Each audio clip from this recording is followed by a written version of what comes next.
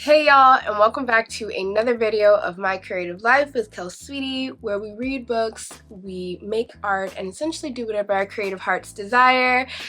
Today, we're going to go over my April TBR, which is way more involved than it has been in the past couple of months, where I usually just pick a theme and it's pretty straightforward. I usually go and look at what is like the national month of celebration or holidays within that month and kind of choose from there on what books I have on my TBR digitally or what books I've been seeing that I want to read that fit within that theme.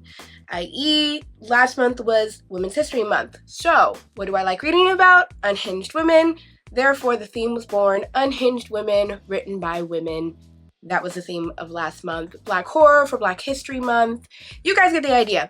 Well, April didn't really have a national month, and as for even like holidays, April does not really have any holidays, but except one very personal one, and that's my birthday. So I thought that it would actually be really great if I started this tradition that every year during the month of April, I read books that have something to do with me reflecting over the last year, and this year, I'm reflecting on the last decade.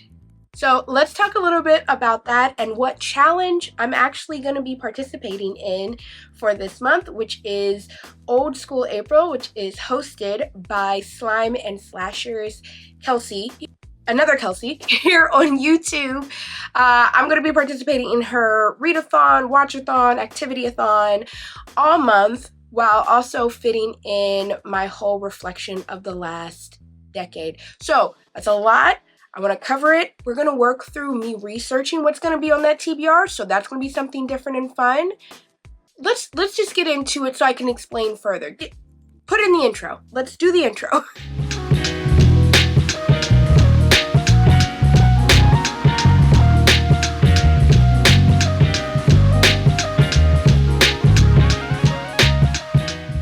So, like I said, this month really did not have a real theme to it as far as like how I usually pick my themes. I usually base it off of like a national holiday of some sort. Next month is May, which is Asian American Pacific Islander Heritage Month. So I'm going to be focusing on, here's a sneak peek, only those types of authors and stories all month. But I'll do something fun to kind of like do a creative theme or spin on it and everything in my Kelsey way.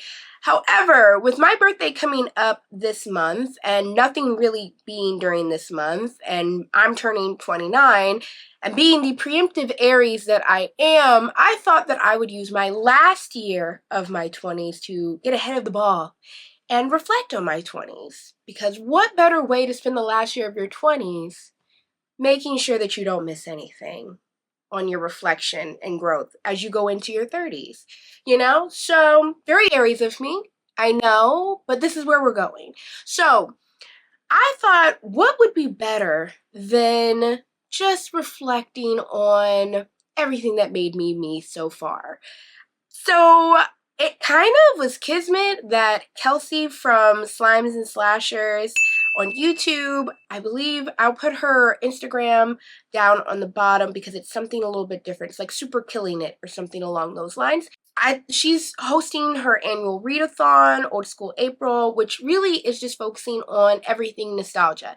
And that worked perfectly for what I was trying to do for the theme this month. And it includes watching movies and shows and listening to music and even doing crafts and eating nostalgic snacks and reading books that are nostalgic and everything. And I thought that would be a lot of fun considering last month was a little rough for you, girl. And I also thought it'd be a great way to be nostalgic in preparation for what April is for some of us here in the horror Halloween space, which is halfway to Halloween.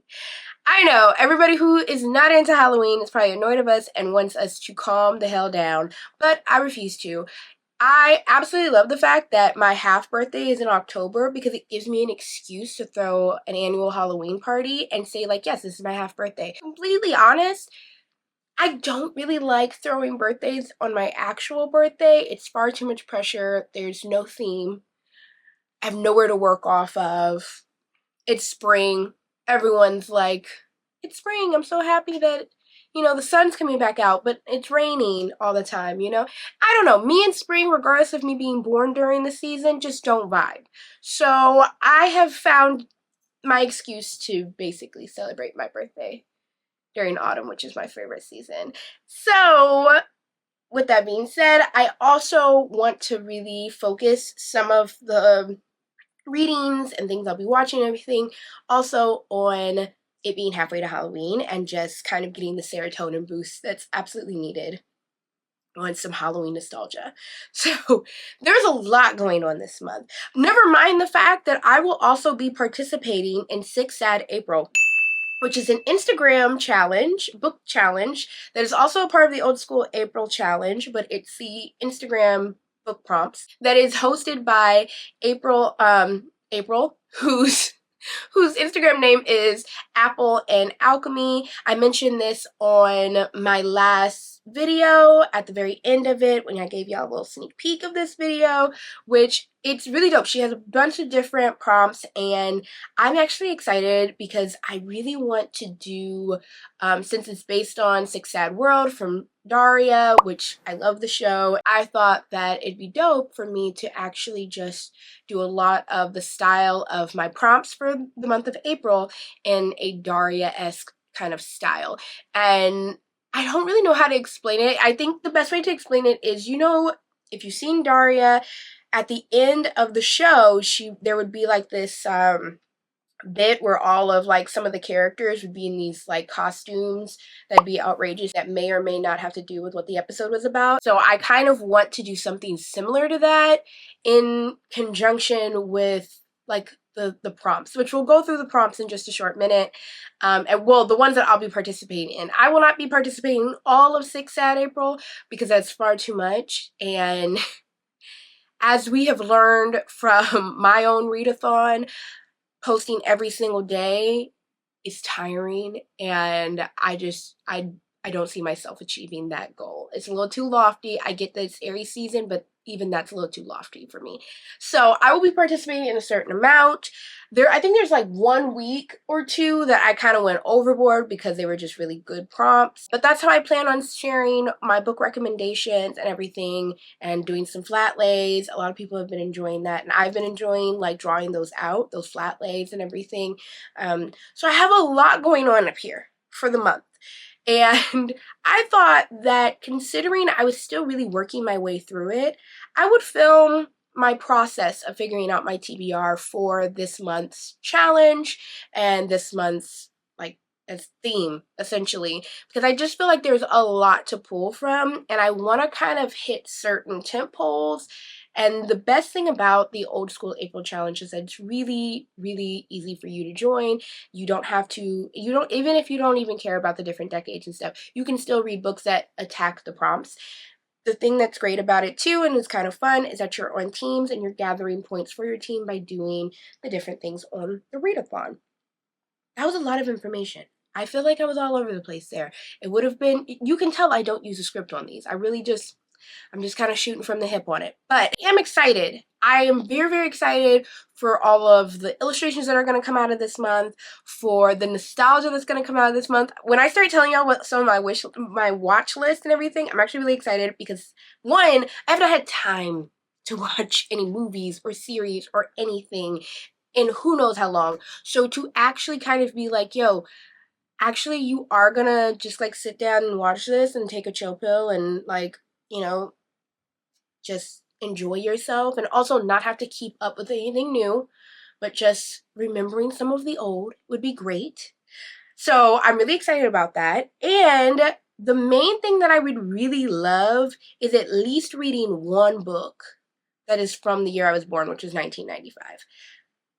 I don't know if that's going to be possible because I've been doing light research before this video and I'm just not seeing anything that's grabbing my attention.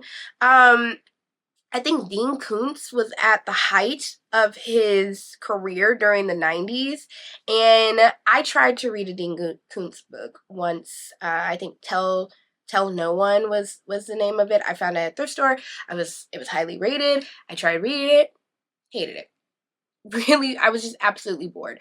So I don't know. We will see. I know for a fact that I really want the movies that I am focusing on for the prompt challenges to only be from the year 1995. And I was actually really surprised by what movies came out the year I was born. Excited, but just surprised. As well as looking at some really nostalgic films for me personally that I've not seen in a very long time, but that at one point I was absolutely obsessed with as a kid. I also want to watch some Goosebumps series. I want to watch some Ah Real Monsters, some Courage the Cowardly Dog, all of this in preparation of halfway to Halloween. I love Halloween because that is when I get in my nostalgic bag. For the rest of the year, I'm like, what's new? What's new in horror? What is new creepy stuff? I want it all. The books, the shows, the movies. But during the Halloween time, my favorite thing is to really feel as nostalgic as possible about why I fell in love with Halloween and horror and all of that in the first place. So expect that. If you're looking for a lot of new stuff during this time and also during October, more times than not, I'm not doing that. I'm giving you the nostalgia factor. And that's my thing. That's my thing during the Halloween time. I think that I realized that recently in a project I'm working on with somebody here on YouTube. But looking at what I love or I deem like Halloween worthy, it's usually just nostalgia. I'm not looking for a new movie. I will watch that new movie during another time during the year.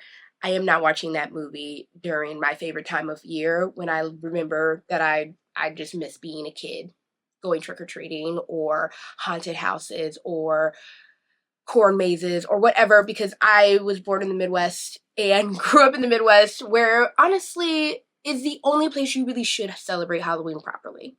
If they know how to do anything, it's Halloween and it's the autumn. And that's probably why I love it so much. So before I kind of put you all in a different location, because we are going to be turning around and working and vlogging from my desk as I do some research. We will be going through some of the prompts that have nothing to do with books just yet. Six Sad April. Let's start there and then work our way back to Old School April. These are the prompts that I will be working on during the Six Sad April and hopefully posting. I'm keeping myself accountable and illustrating flat lays and everything. And I'll also talk through a little bit of how I kind of plan to work on that. The best thing about Six Sad April is that April has really made these approachable for you to kind of change them the way you see fit. So if you take them literally, post them literally. If you take them more so like, this is a suggestion for a theme for a flat lay or reading rec or movie recommendations, or she's a photographer, so maybe a photographer like photo op thing or whatever, you have the complete freedom to basically do that. None of these are very much like this has to be a book. You can take it that way, but it's very open. Again, we love open flexibility on these challenge and readathons. So day one is Secret Diary, which that one is a book one. It's your TBR list. By the time you've seen this, you've probably seen about 3 of these. So keep that in mind. All right. 3 is Goosebumps, of course. And that one I took kind of literally, but I'm going to do some book recommendations. Then we go to the next week, which is day 9, Mood Ring.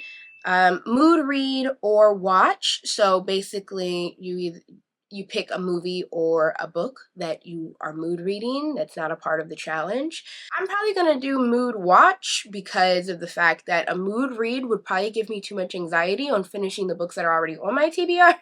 So we will do more of a mood watch, and we will see. I'll probably do something. It may be cool to do like a VHS tape, cassette tape, or whatever, with like whatever I decide on watching, and that could be something. This is how I like make stuff every month, y'all. Like, you guys are seeing it in real time on how I come up with the stuff that I post. It is, I'm not just like going off the cuff more times than not, because that would give me too much anxiety. Shout out to people who do that.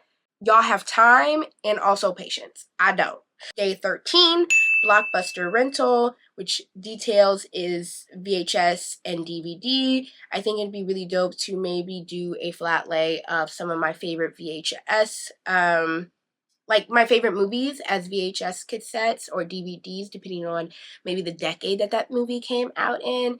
I think that could be something interesting. We will see. I'm brainstorming it right now. I'm probably going to have to look back at this and take some notes. Day 15 is Surge, which I don't know if y'all ever drank Surge when y'all were kids. I think I had it like once or twice when I was a kid. And it's not even that like I wasn't allowed to have it. I didn't like it. I thought it tasted like Mountain Dew, and I hated Mountain Dew as a kid, which I know, wild. You know what I love though? I loved the Akis. No, not the Akis. What is Izzy's? Oh my god, what was it called? I'm probably gonna put it on the screen, but they came in like these glass bottles that had like a lizard on the front of them. My mom drank them all the time, and she got me hooked on them when I was a kid. I'm gonna put it on the screen, but it wasn't Izzy. Was it Izzy? Did Izzy rebrand? No. Surge is your a drink and your current read. So there will be an illustration for that. Day 16 is Burn CD. So that one's music. I think it'd be really dope to do like an illustration of, I grew up in the LimeWire era. So I thought it'd be dope to maybe do like a Burn CD that's very like early 2000-esque and everything. 17 is Scholastic Book Fair, which is your recent purchase. We will see what that will be. But speaking of the Scholastic Book Fair, if you don't know, because I honestly don't talk about it enough, and I realized that recently, I have an Etsy shop. And I plan on in the future doing more book-related things in the Etsy shop. But if you are a huge fan and book nerd of the Scholastic Book Fair, and the Scholastic Book Fair raised you, then please note that I have stickers in said store. And they look like this. And it says Poor Spending Habits by the Scholastic Book Fair. And it kind of looks like one of those like bumper car stickers that like your bumper car, like bumper stickers that your mom would put like on your car if you're like my kid is like on the honor roll at her school and stuff. So it looks like that. It's really cool. It has a, let's see if this glare is gonna help your girl out. It has, there we go. There's an up look at it. It has this Goosebumps book and one of those like silly erasers that never erased anything. That one's a fruit one. And this one's like one of those bendy spit pencils that also never really wrote well. And I never talk about my store enough. So yeah, if you're interested, link down the bio. Jesus. Link down in the description to check out my Etsy shop, which has these available, as well as not necessarily Scholastic Book Fair, but a lot of people really love these, and that's my Reading Rainbow LeVar Burton badge pins. So here's my pin. Okay, so Endless TBR, Reading, what did I say on it? Endless TBR since Reading Rainbow. And it has this library card that features LeVar Burton on the front of it. Unsung Black Hero.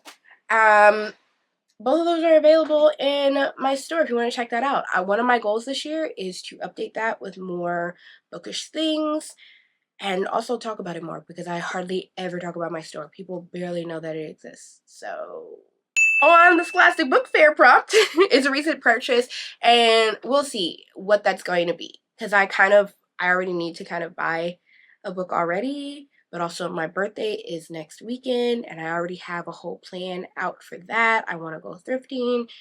I want to buy some vintage like Goosebumps and 90s books. Day 20, it's Scream. Look at my cute little ghost face. Isn't he adorable? I got him at Target the other day, and he shakes. So he's kind of like anxiety helping because he kind of like vibrates if you hug him. It's really cute. You can also turn it off if that's not your thing, but he's really cute. He's like a cute little ghost-based baby. And for the screen prompt, it is black and white, flat lay, or stack. So that one's kind of a layup. Black and white will probably be the illustration, which would be interesting because my Instagram is extremely colorful. So we will see how I kind of approach it, because I feel like that's going to really, really stick out if I only do black and white in the entire... We will see. We'll see how I approach it. 21 is The Crow, which is Real Love is Forever.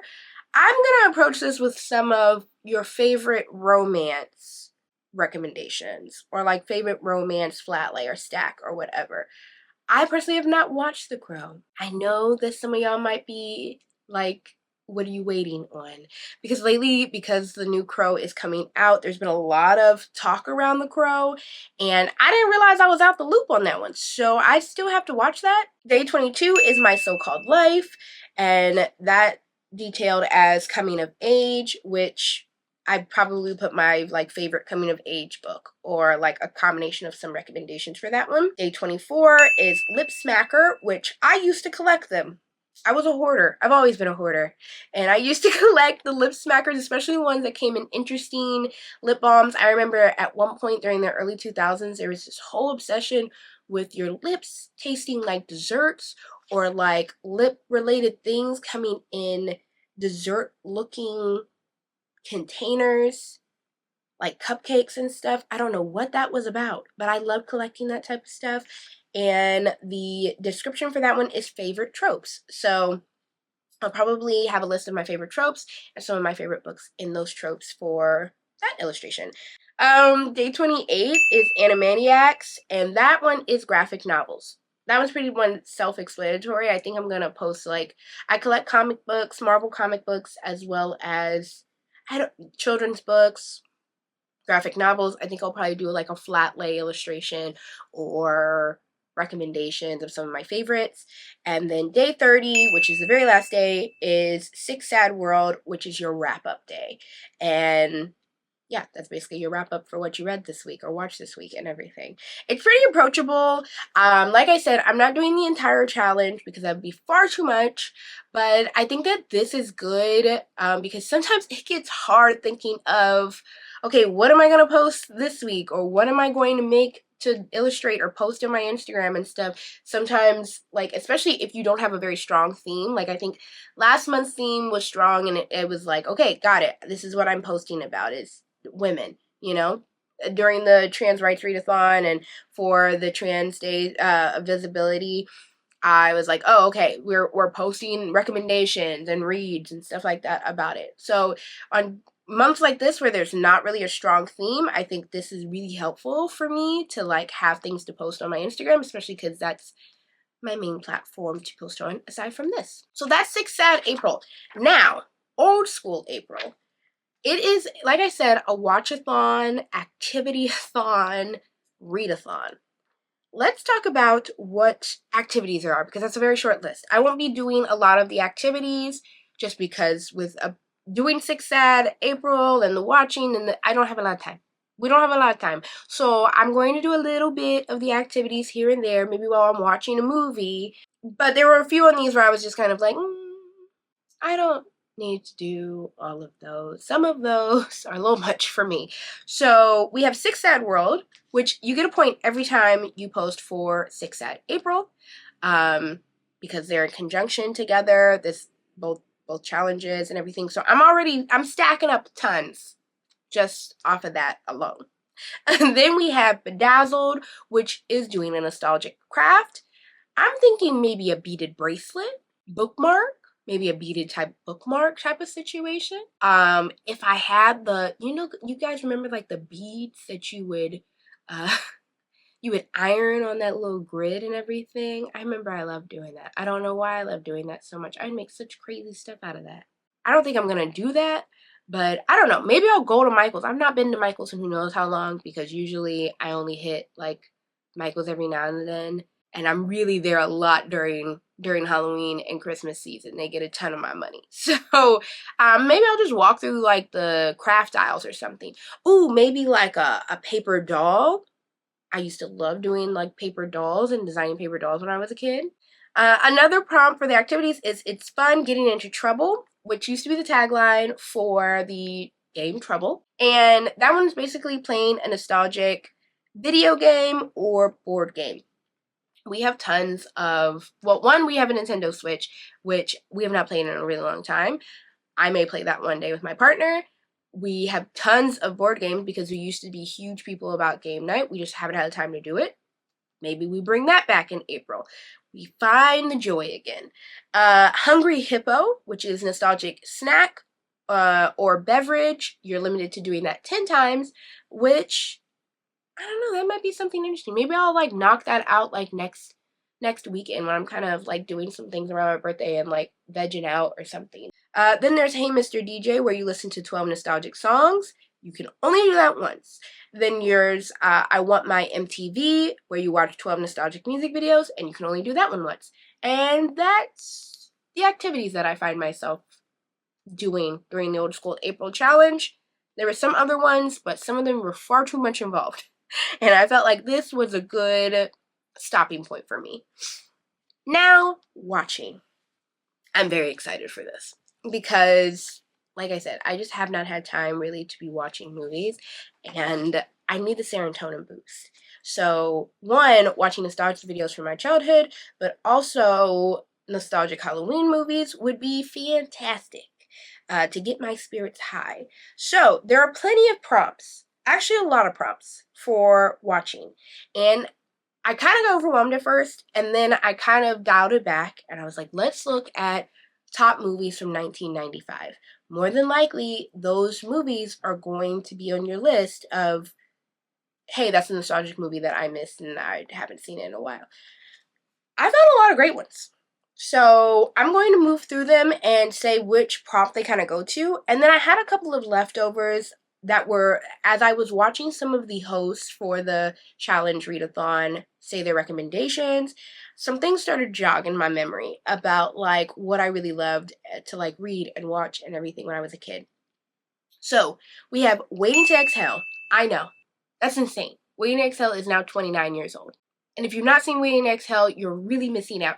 But Waiting to Exhale, which would cover my real world prompt, which is any movie before 2005. Next is Clueless. Clueless came out when I was born. That's wild. That's insane. I don't have a specific like one of prompts for this, but I'm gonna watch Clueless because it's iconic. Empire Records. I know Empire Records came out the year I was born, and that one. I have a bunch of lines going to this. Oh, watch a movie set in a mall. I don't think, it's not really a mall, it's like a pedestrian mall, but it's mainly a store, so I'm counting it. I don't think that anybody else would be like a stickler about it. I hope. I just called myself out if anybody is going to be. Then Now and Then. Now and Then is a great movie, and I don't think a lot of people have seen that movie. Loved it, and that one came out in 1995, and it is, what does that one go to? Unsolved Mysteries, because they're trying to solve a mystery in the entire film. We also have It Takes Two, featuring the iconic Mary-Kate and Ashley. And I feel like I may go down a Mary-Kate and Ashley rabbit hole. If you were born during the 90s, during the late 80s, you were in attendance. You were to the amazingness that were the Olsen twins. And I don't just mean that they were just like amazing actors. No, not necessarily saying that. They are no Lindsay Lohans. But I am saying that they put out Mary-Kate and Ashley Mysteries, Mary-Kate and Ashley Adventures. They put out series. They put out multiple movies that were just under their names. They put out It Takes Two, which is freaking amazing. They put out so much content during the 90s. There's no way they will ever be poor. No way they could ever be poor because they put in work during those times. So regardless, I have It Takes Two. It not only is a real world prompt, but it also is a Camp Crystal Lake prompt because it takes place at a summer camp. We also have Vampire in Brooklyn. Insane. That's from 1995 as well. Angela Bassett has been putting in work for years, but that year she got a lot of work done. That one is Lost Boys, which is a vampire movie, as well as, of course, Real World. It could also possibly be Nightmare on Elm Street. Not for me personally, I feel like it could be Nightmare on Elm Street, but somebody out there may think that that movie's scary. There you go. We have Casper, which, watch an animated movie. There is an animated portion, but also Liquid Dreams, which is your nostalgic crush. And Casper, if you were born in the 90s and you bared witness to this movie with Christina Ricci, when Casper turned into a boy, young me was like, yo, not both of y'all kind of being fine, but what are these feelings I have? I'm sorry. And then he just like kind of spoke in her ear, like no personal space whatsoever. Awakened. Something was awakened in me during those scenes. So we have Casper, which is also perfect for my halfway to Halloween. A Little Princess. I have not read the book, gonna be honest, but I did watch the movie religiously as a child because the papa, when she would call it's such a good movie. Oh, I want to watch it now. I want to watch it now. But A Little Princess, there's no other thing, but it does hit the real world prompt. We have a Goofy movie. I played that out. I think I broke the VHS tape watching that movie so much as a child. That movie is still hilarious in my opinion. It hits the watch an animated movie and it hits the real world. And low-key, it could even low-key hit the Liquid Dreams prompt because Roxanne, I know, was a little sexualized for a kid's film. And I know that she's supposed to be a dog, but like, it's like that Mufasa thing. I don't know if y'all been on a part of the internet where everybody was like, yo, I get that Mufasa's a lion and that he's a cartoon, but kind of felt, I don't know why, but I feel some energy there. Roxanne definitely felt that way for me when I was a child. Things you look back on and you go, yeah, I might have been queer. Could have figured this out maybe a little bit earlier. So yeah, those are all of the prompts. The watching prompts. That's crazy. I thought there was more, but there you go. Here are some movies, just off the cuff, that all would fit the real world prompt and probably fit other prompts in this list, but I am not going to go through them all right now for the sake of this being a very long video already. Holes. Amazing. Amazing music video as well. Funky as ever. I definitely thought Zero was fine. Kilo Thomas still... Kilo? Not sure how you say his name. He's still a cutie. He's crazy, but he's still a cutie. We have Freaky Friday. Oh, amazing. Like, outfits, the rock band, hilarious. Space Jam. We have Harriet the Spy. Orange cassette tapes, man. Just amazing. Parent Trap. The Academy should have given her, Lindsay Lohan, tons of awards for Parent Trap because I really believe for many, many years that she was a twin. And apparently I wasn't the only one. I was completely under the assumption that Lindsay Lohan had a twin. I still watch it and I go, you're lying. There's another one. We have Princess Diaries. Still, it's just great film here. Great nostalgia here. We have Xenon, Girl of the 21st Century. We have Smart House, which I found out was directed by LeVar Burton. That's crazy. Things you find out when you're an adult? Insane. I have My Date with the President's Daughter, which I found out is apparently not on Disney Plus, and I'm not certain as to why, but that's weird. I'm going to try and find it if I can. We have Scream. That really has to do with my halfway to Halloween situation. I only watch Scream, like, during Halloween season, and right now I would find it acceptable because I like holding things that I love close and not wearing them out too much. We have Legally Blonde. We have the series. We have Are You Afraid of the Dark? Courage the Cowardly Dog, Buffy the Vampire Slayer, All Real Monsters, Kenan and Kel, Goosebumps, all that. The list goes on and on. I'm positive that I'm going to start watching some of these things and they're going to go, hey, they're going to recommend me something and I'm going to go, wow, I forgot that even existed. I need to watch that now. I think sitting here, I've already thought of a couple of other ones that I could watch. That is all the watching and the activities and the illustrations and all of that. That is not my TBR. And I know that if you are here for the TBR, you're like, Kelsey, we get what you're doing for April and we're already tired of hearing of it, but we really came here to hear about your books. And I know. Let's get into the books. I am planning on really only having 4 books this month. I hope my main thing that I'm looking for is a book published in 1995, a book that focuses on maybe a lesson or two, or maybe 2 books that focus on lessons that I've learned during my 20s. Maybe a Goosebumps novel. I think I would like to read a middle grade, like, retro novel. And since next week I'm going thrifting, I would like to maybe go looking for, like, something that's really nostalgic as a Goosebumps novel. I was obsessed with the Babysitter's Club when I was a kid. Like, I just devour them. I don't know if I would really be obsessed with it now, but it may be nice to walk down memory lane. The books ain't but this thin.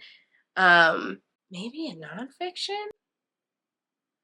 Oh, I don't like that. No, maybe a nonfiction?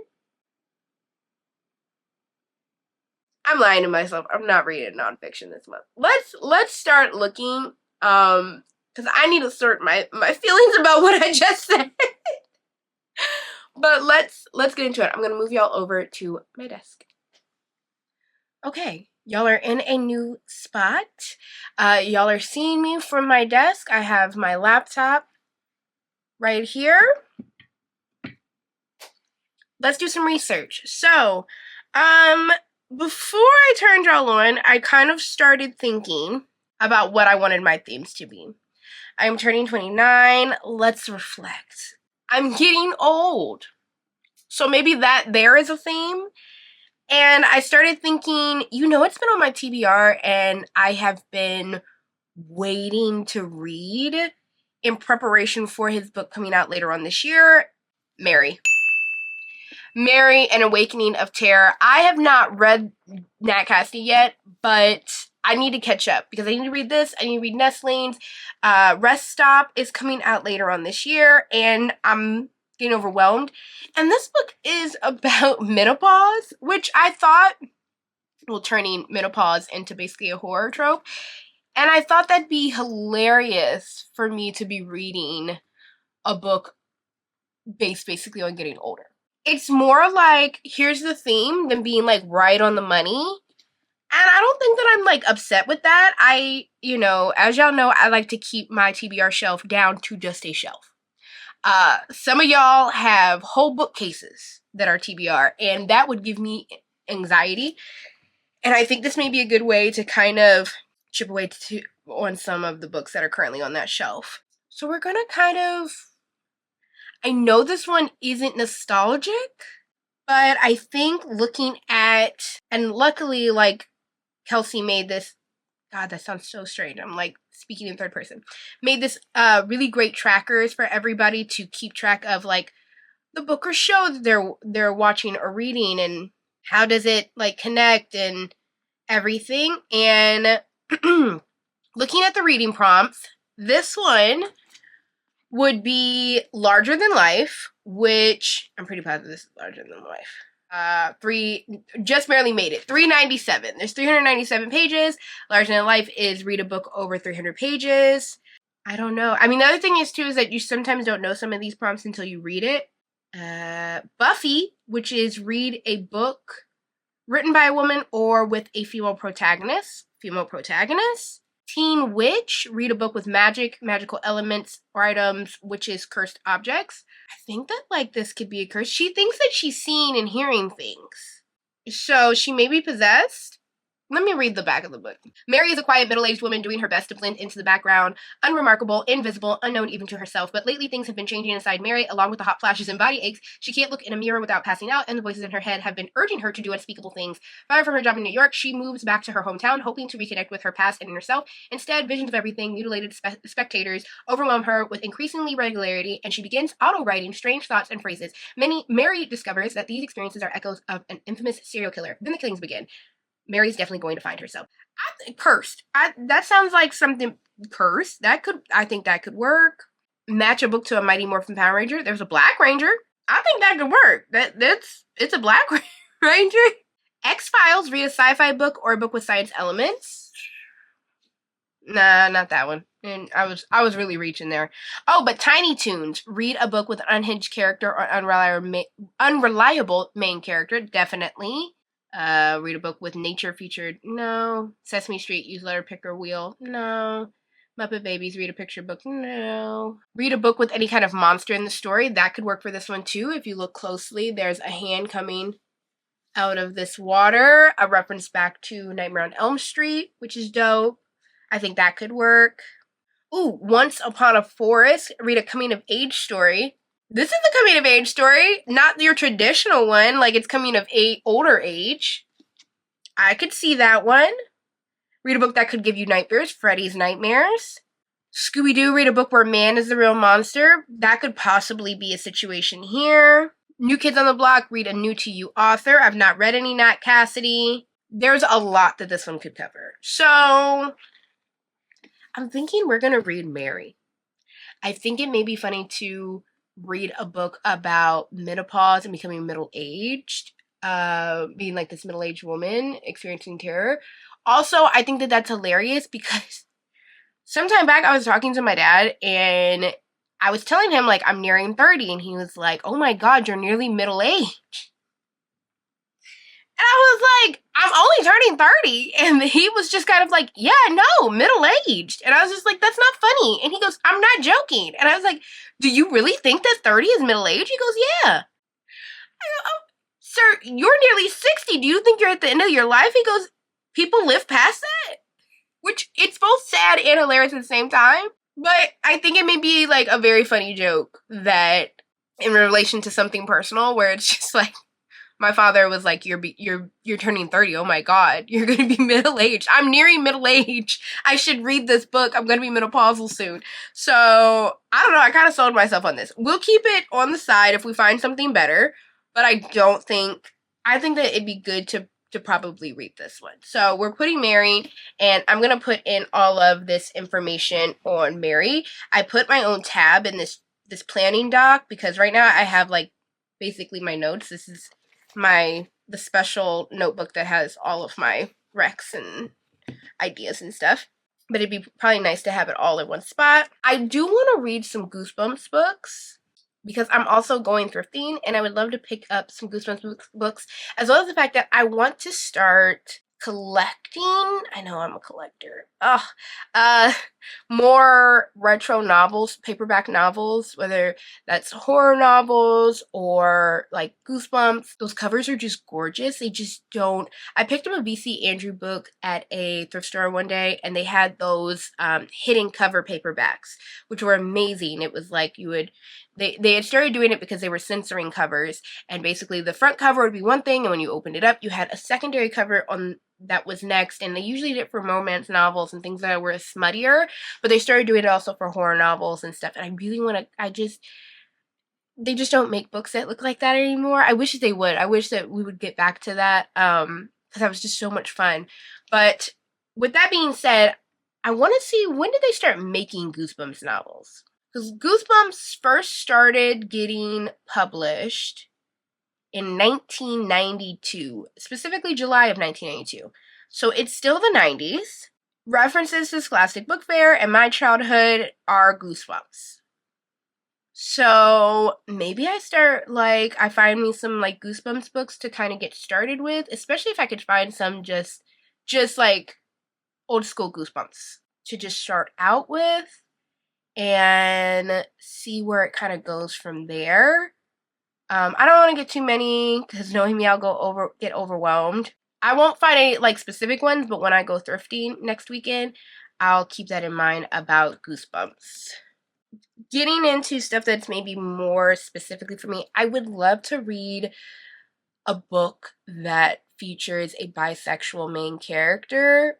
During my 20s, I really came to terms with my sexuality and living like really like accepting that and being very like open about it.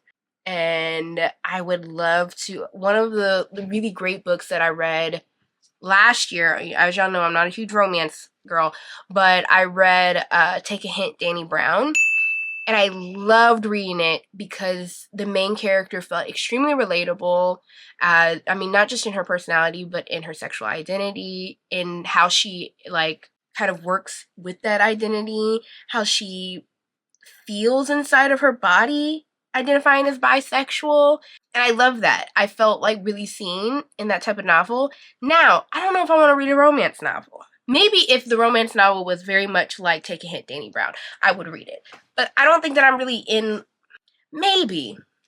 I don't know. One of my other themes, because I brainstormed a couple of themes of like reflections of this last like year of my 20s, and one of those things was falling in love with my current partner, which we have a relationship struggle, like not struggle, structure, Jesus, not struggle, but structure that is very, very millennial. It's very, we cohabitate, know each other, is our absolute like gonna be with each other forever. We've bought a house together.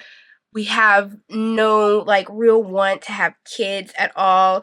We're not in any hurry to get married, but like absolutely know we're each other's like partner. All things considered, we are married to like our respective families, considering the moves that we've made in our lives.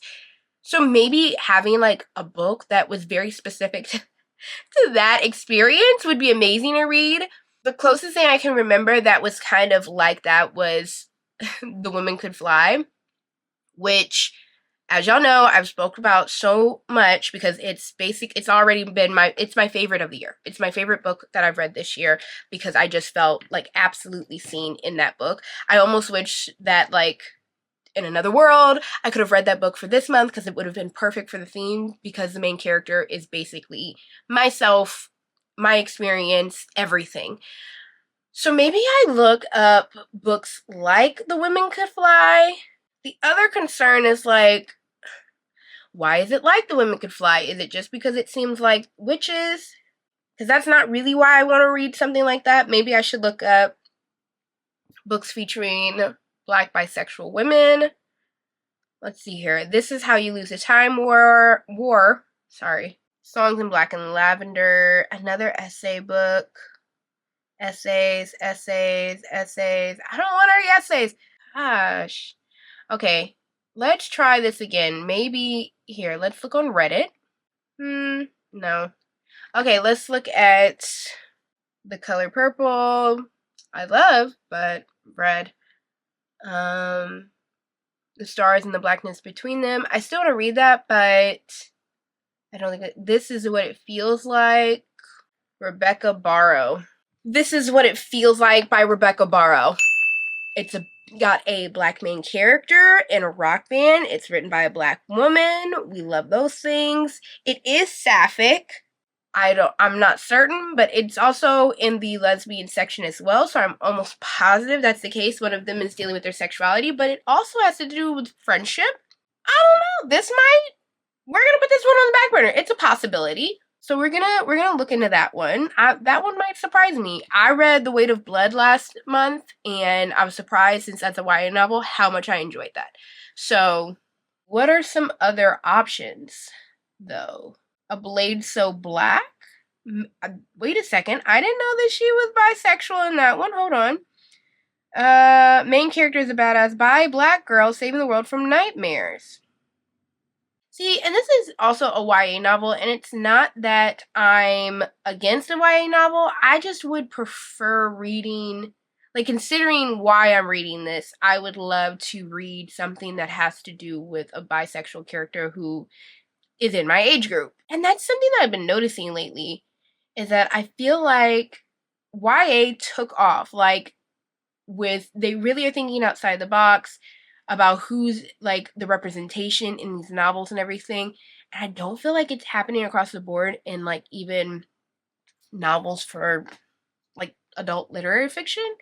Hunger, a Memoir of My Body. Do I read that? That sounds great, by Roxane Gay, which I have been meaning to read from Roxane Gay. Am I gonna read a nonfiction this month? I may read a nonfiction this month. Hunger. Powerful memoir that explores the author's experience with trauma, body image, and self-worth. It offers a compelling and insightful perspective of what it means to live in a body that constantly scrutinized and judged by society.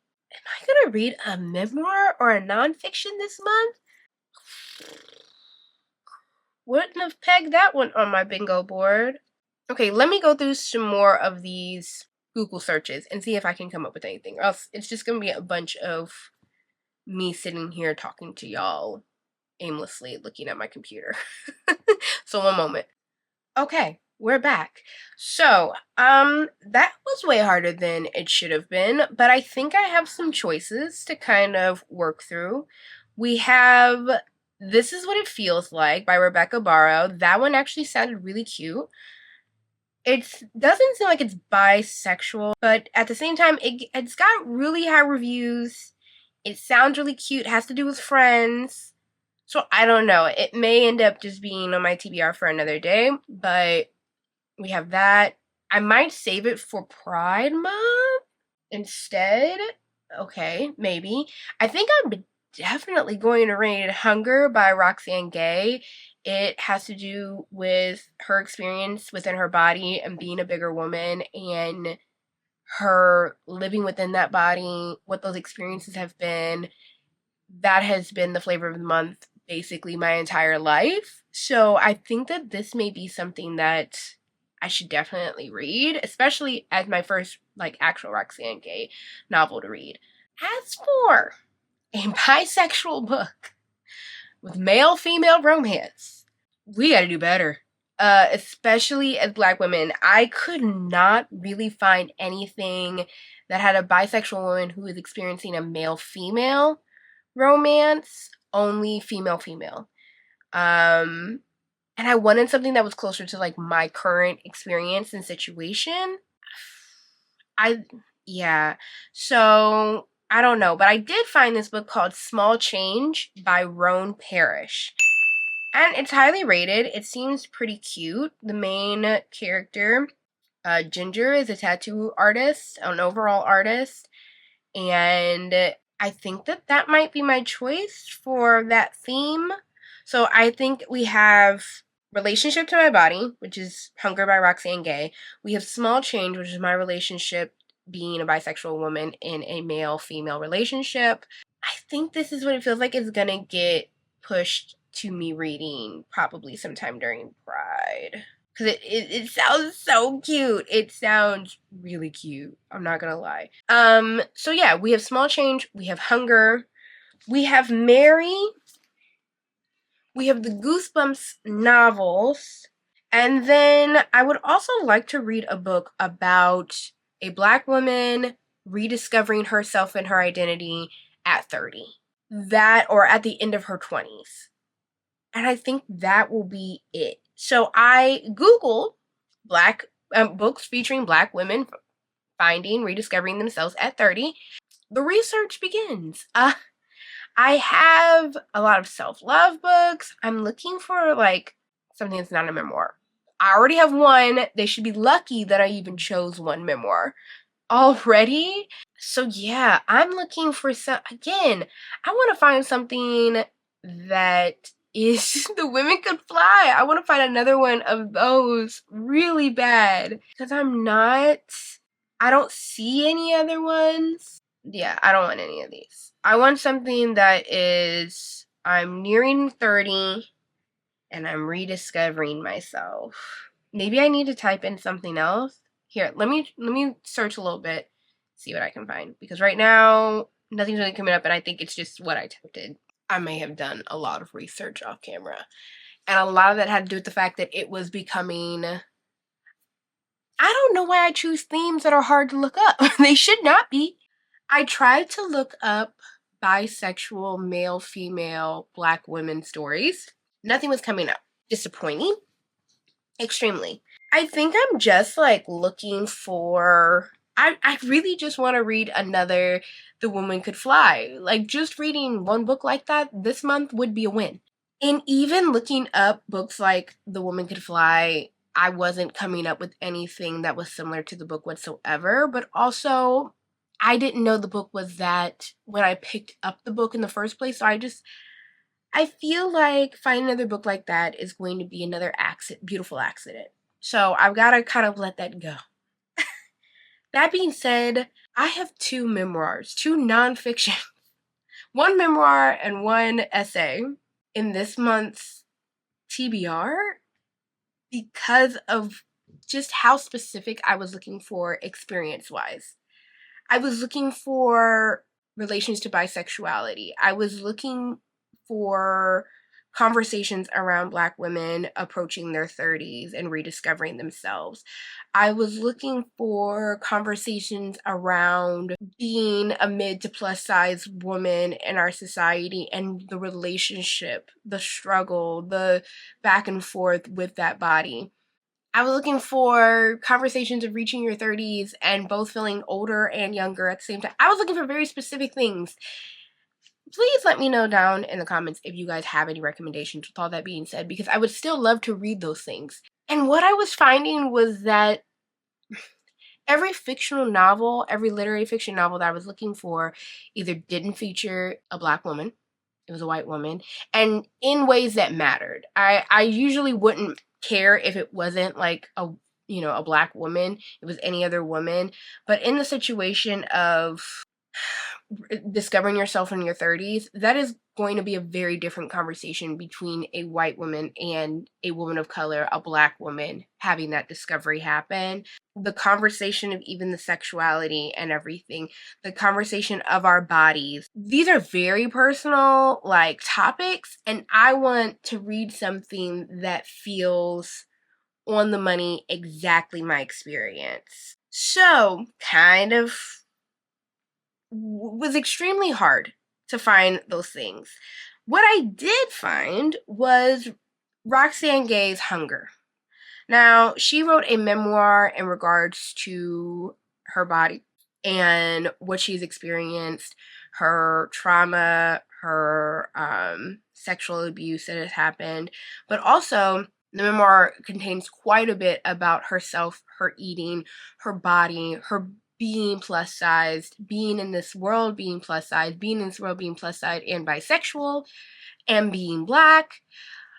And all of those things were exactly what I wanted out of trying to find a literary fiction, to be honest. So I kind of just bit the bullet and I was like, you know what? This isn't a literary fiction, but it has everything that I'm looking for to read about right now and relate to and reflect on. So we're reading it. We're reading a memoir. The first memoir of the year, y'all. And maybe the last. Who knows? I checked it out on Libby. It's only 6 hours, which that also kind of pushed me to go, yeah, let's pick it up. Why not? The other nonfiction is The Good Enough Job by Simone Stolzoff. This was from a coworker's article. She had mentioned this in regards to some things that have been happening at my job currently. The conversation around especially millennials and our relation to our jobs, why they are not just jobs to us, and why that has caused extreme burnout and conversations of still feeling like you've lost your identity. And it's been extremely interesting. And currently where I am in my life, pivoting, rediscovering myself in my career, in my hobbies, in my so what do you want to do with your life conversation, that's kind of what I was looking for out of a literary fiction that was about, a woman redefining herself in her 30s or nearing her 30s or whatever. And essentially this book is covering that same topic that I was just looking for in a more fictional kind of delivery. So I'm like, fine, we're going to pick that up. And I also checked that out. It is apparently only 6 hours as well. I can't do a lengthy memoir. I can't do lengthy nonfiction. It's going to start to feel like a podcast and everything. I feel like I can do 6 hours though. I can knock out 6 hours in about 2-3 days if we're just doing commutes and not like I'm listening to this while I'm working type of thing. So I just checked them out. They were available. I checked them out. I'm going to move forward with Small Change because it was rated really high. It does seem good. I'm going to do it. I'm going to listen to Small Change. It also was available and it's 9 hours. So again, double digits, I'm like, I better be sold on it. on an audiobook. But this one's 9. It's highly rated. I read some of the reviews. It seems good. So I'm going to do that one. But I am disappointed that it's not as easily researchable or available to find Black women in male-female relationships who are bisexual, and openly so, not just simply she's bisexual and then they move on with the rest of the story like it never happened, or like it's not a part of her identity. That's one thing that I loved about The Woman Could Fly, is that it was most definitely a part of her identity, and one that she was constantly in criticism of for herself. I wanted to take a second to just expand a little bit further on why it was really important to me to find a bisexual Black woman, male, female, romance or story. And mainly that's because I have found that a lot of bisexual women who are in male female relationships really have no real representation that is outside of us being sexual for a male gaze, because of heteronormative society, but also because outside looking in, our relationship does not seem queer enough to be a part of the queer community. So we're kind of the bastard children, unfortunately, of both of our communities because of how we are treated. And a lot of bisexual women, I feel like, personally don't come to terms with their sexuality earlier because of this fact. I know that that's at least my story, and to find a story that has a woman coming to that identity in those terms would have been really important for me to kind of see and recognize and feel seen. I just wanted to find something like that again. But unfortunately, I wasn't easily finding it. And even doing changing the search terms and everything, I just still was not finding that. And honestly, I was found a lot of message boards of people asking the same question. So unfortunately, there's a market. If you're out there and you're an author or a publisher, there is a market for Black women wanting to read about bisexual Black women in male-female relationships. Get on it. With that being said, I'm still going to read Mary, An Awakening of Terror. I think it's the one horror book just to keep me rooted. And I think it's also kind of funny to be reading this book about getting older and menopause and a woman going through all of this during my birthday month where I'm nearing 30. In the last year of my 20s, my youth. So I'm gonna keep this on here. I think it's still a really good connection, and it takes itself a little less seriously, especially with all the memoirs. This feels right. This feels like my safe space. Everything else kind of feels like we've got a romance, we've got a nonfiction, we've got 2 nonfictions, we've got an essay, we've got a memoir. We need something that brings us back to home. And this feels like that.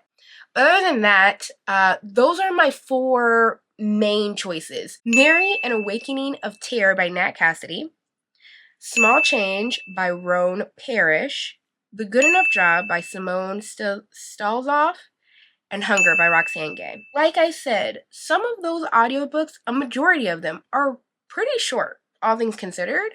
Mary's 16. She a thickie. So she's gonna probably take about week and a half to 2 weeks, depending on how good it is. It could take me a couple of days if I shoot through this and this is really taking my attention. But that being said, there's a lot of downtime in between. I do want to read the Fear Street series because I never read Fear Street when it was out when we were kids, and I think it'd be interesting to read that and watch the movies, as well as the Goosebumps series, and watch the shows. And that would get me in the halfway to Halloween mood, while also being extremely nostalgic for the challenge. Which is crazy because I kind of wanted this to be a more nostalgic lineup. It ended up being more of a reflective lineup, which I'm not upset at. I just was hoping for something a little bit more 90s based. But the thing was, I was looking, I feel like with backlists, especially the 90s and everything, I feel like it's hard to just kind of put in horror books from 1985. You just don't get a list of 100 books from 1985 that should be on your horror list, or thrillers, unhinged women. See, so this is my problem, is that I put in unhinged women novels of the 90s. Nothing. I have everything that's coming up. It's either a classic, The Bell Jar, or something that is very modern, My Year of Rest and Relaxation, Bunny, Boy Parts, A Certain Hunger, Eileen, Gone Girl. I do want to read some Gillian Flynn at some point. Jess from Cozy Jess, you should be subscribed to Cozy Jess if you are not. But Jess recently did an Unhinged Women vlogging read-along, and I think I need to pull the trigger on reading some Gillian Flynn. Sharp Objects, Gone Girl. I need to, like, really get into that. A lot of people have told me, like, I really need to read Gone Girl. Yeah, all of these are all really, majority of these are new. So, yeah, I don't know. Like, that's the thing that's frustrating is, like, the Pisces. All these are new. The Yellow Wallpaper, which I read in high school. Like, I would like to see, I feel like on these lists, I don't know, and maybe this is the case, is like the unhinged woman trope in novels is a new trope. In novels, obviously not in movies. There are unhinged women movies all over the place, especially from like the 80s, 90s. Just wonderful, wonderful unhingedness. But like books, I don't know. Maybe I feel like I'm gonna go into the rabbit hole on this. But I also feel like the 90s, like when I look up horror novels from the night, just men, white men, white men, white men, white men, all over the place. Of course we love R.L. Stein to death, boots down.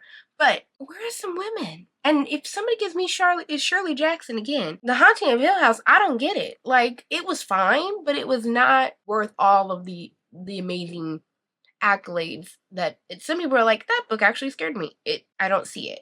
So yeah, I'm just like, maybe I should put in and then if I put in horror novels of the 90s, I get Ring, which is hugely transphobic. Read that and hated it. Stephen King, Clive Barker, Dan Simmons, Dean Koontz, Poppy Bright, Dean Koontz.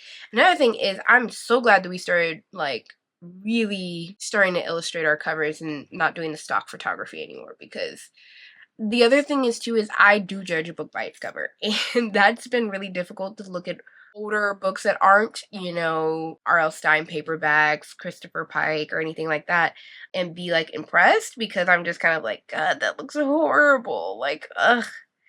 See, look, 90s horror books. First on the list, R.L. Stein, The Dead Girlfriend from Point Horror.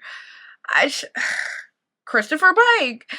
There's this Ruby Jean Jensen, Night Thunder. At least there's something there. Ruby Jean Jensen. Maybe I need to know who Ruby Jean Jensen is. I don't know who that is. And I just want to read an unhinged woman in the 90s. Like doing some Eyes Wide Shut type stuff. And I mean, at least for the stuff that's not reflective. And I'm not. Okay, Ruby Jean. Somebody probably in the comments is about to go, you don't know who Ruby Jean is? How dare you even read the horror genre and not know who this woman is? Here, let me type in her name. Well, you learn something new every day. So, yeah, I think the real nostalgia is going to come from reading the Fear Street books. And so, when I go thrifting, that is what we're going to be on, and there will be a video around that, so y'all will be along for the ride. But I'll go looking for some Fear Street, some Goosebumps. That is what it looks like I'm going to be doing. I wish that it was a bit more entertaining, but I think really I'm just like, this is a huge curveball. This many nonfictions, a romance. But I guess when you start reflecting on life, not everything can just be a horror. I suppose. I'm going to look at all of these and how many prompts I can get from all of them, and also add the films that I definitely want to watch, the series that I want to watch, adding that here, and kind of taking them off as they go. I think that's going to be the easiest thing for me to do to not get overwhelmed. And that's pretty much it. I think that's going to be our TBR for today for the Old School April Challenge. And the scary thing, sad thing is that the loose ones in that group are the only ones that are kind of like throwbacks. But I think with all the watching of like shows and movies, I will feel the nostalgia. The thing about Halloween, for me, I don't usually read a lot of books around Halloween, so I don't have a lot of Halloween related books, because I really lean into movies and stuff. So I'm not too concerned about feeling the nostalgia. I'm more concerned about the lack of horror and thriller on this list. like straight out, you know. This all depends. The Goosebumps and the Fear Street series books are all really depending on me not striking out while I thrift, I guess. So this was something different today. We vlogged, we were in my office, which is always something different. This month is gonna be something different. For sure. I am excited for all the illustrations that I'm going to be doing, and of course there's going to be a live event sometime this month. I'm still trying to figure out if it's going to be a reading sprint or if it's going to be a watch with along or a craft with me video, because I've not done any crafting, and during Halloween I do a lot of crafting.